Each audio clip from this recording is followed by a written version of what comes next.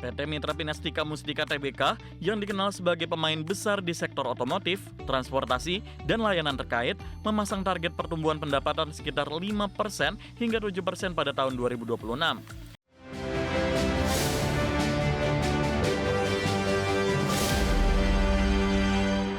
PT Mitra Pinastika Mustika Tbk atau MPMX membidik pertumbuhan usaha yang moderate pada 2026.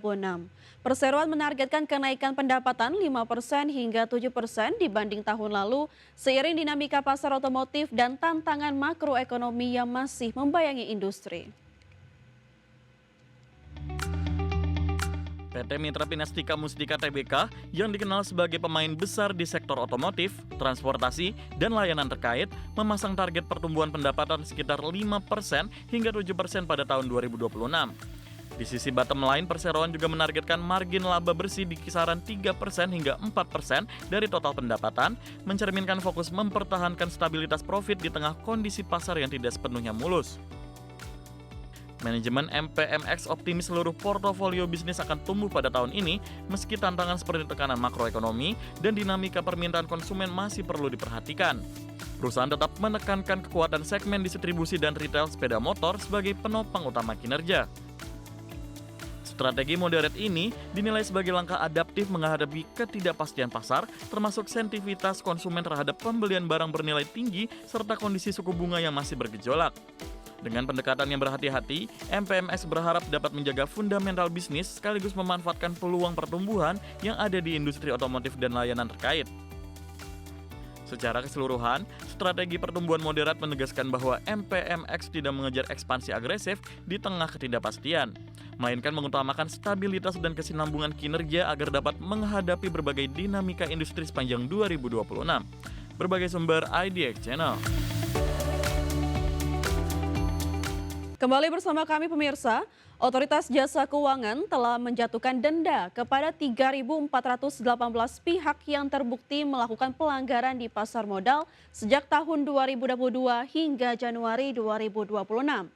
Langkah ini dilakukan sebagai bentuk penegakan hukum untuk menjaga integritas dan kepercayaan pasar modal. Secara total, denda yang dijatuhkan mencapai 542 miliar rupiah lebih. Deputi Komisioner Pengawasan Pengelolaan Investasi Pasar Modal dan Lembaga Efek OJK, Edi Manindo mengatakan, dari pelanggaran substantif tersebut, OJK mengungkap bahwa 240,65 miliar rupiah dikenakan karena keterlibatan 151 pihak dalam praktik manipulasi perdagangan saham, termasuk pola seperti pump and dump, wash sale, dan pre-arranged trade yang menyimpang dari perilaku pasar normal. Selain denda moneter, OJK juga menjatuhkan sanksi administratif lain, antara lain pembekuan izin usaha terhadap 9 pihak, pencabutan izin usaha terhadap 28 pihak, serta perintah tertulis kepada lebih dari 100 pihak untuk melakukan perbaikan dan mematuhi ketentuan pasar modal. Edi menambahkan praktik manipulasi harga di pasar modal berasal dari penawaran umum perdana saham atau IPO. Hal ini terjadi pada mekanisme penjahatan saham yang tidak mencerminkan kondisi dan komposisi investor sebenarnya. Selain denda, OJK juga menjatuhkan sanksi administratif lain, antara lain pembekuan izin terhadap 9 pihak, pencabutan izin 28 pihak, serta 116 perintah tertulis.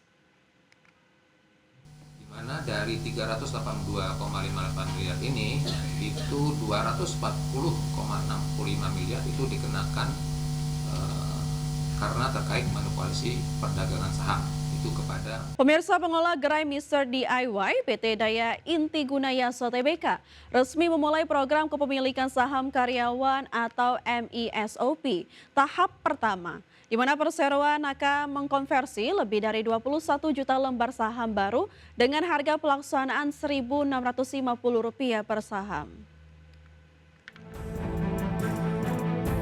PT Daya Inti Gunayasa Tbk atau MDIY mengumumkan pelaksanaan manajemen Employee Stock Option Program atau MESOP tahap pertama.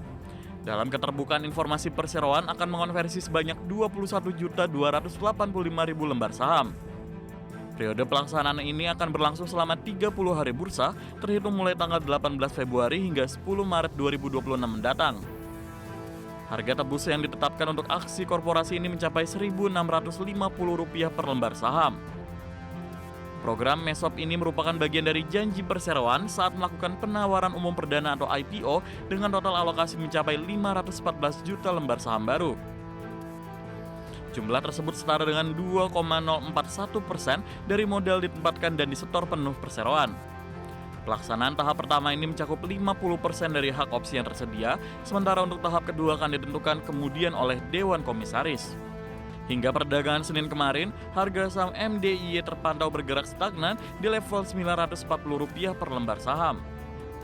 Adapun, menariknya, harga pelaksanaan MESOP sebesar Rp1.650 berada jauh di atas harga pasar saat ini.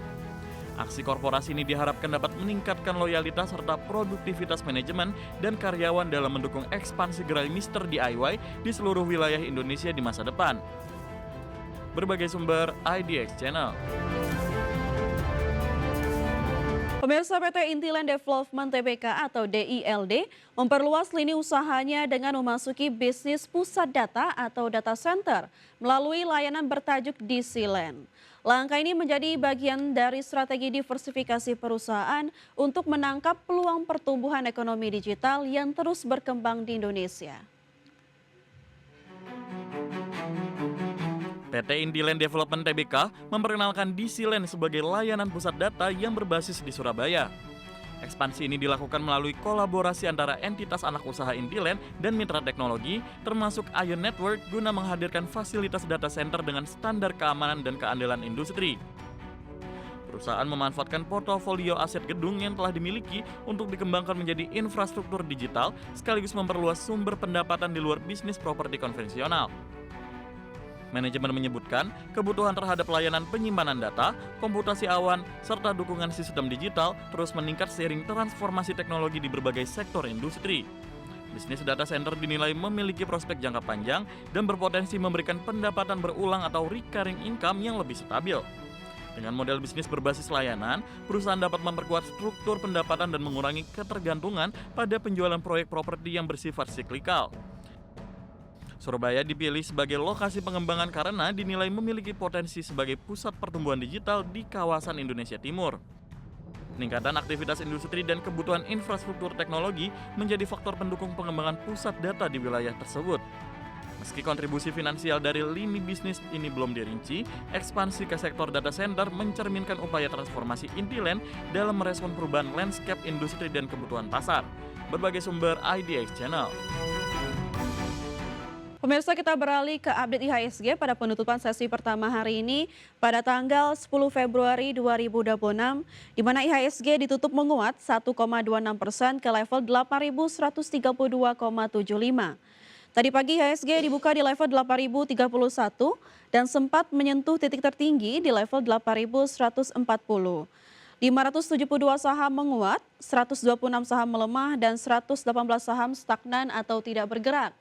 Dari top gainers pemirsa atau saham-saham yang mengalami penguatan tertinggi antara lain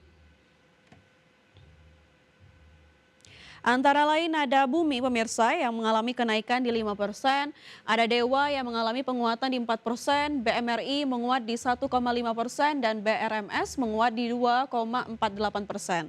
Sementara top losers pemirsa atau saham-saham yang mengalami pelemahan terdalam antara lain ada saham True yang melemah di 1,94%, Brand melemah di 1,24%, NPGF melemah di 1,3%, dan NSSS melemah di 6,91%. Dari pergerakan sektoral pemirsa, industri mengalami penguatan di 2,03%, energi mengalami penguatan di 2,24%, konsumsi non-primer menguat di 2,1%, dan properti juga menguat di 2,07%.